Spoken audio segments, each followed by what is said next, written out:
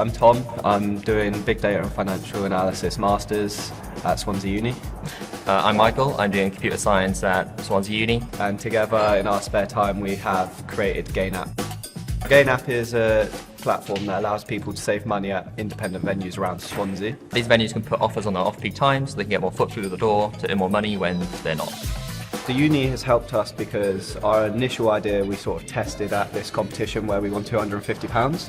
Along with the 250, we also got an office space so we could meet up there and try and work out ideas. And then also just general questions that we have. We can go in and there's obviously a whole legal department at uni, there's a whole financial department, there's marketing specialists, like we can tap into that, and it's just been a great help. Some tips would be look for anything that's free. So for us it was Amazon. They provide lots of free servers and hosting and stuff. For me, I would say don't say no to anything and don't be afraid to ask.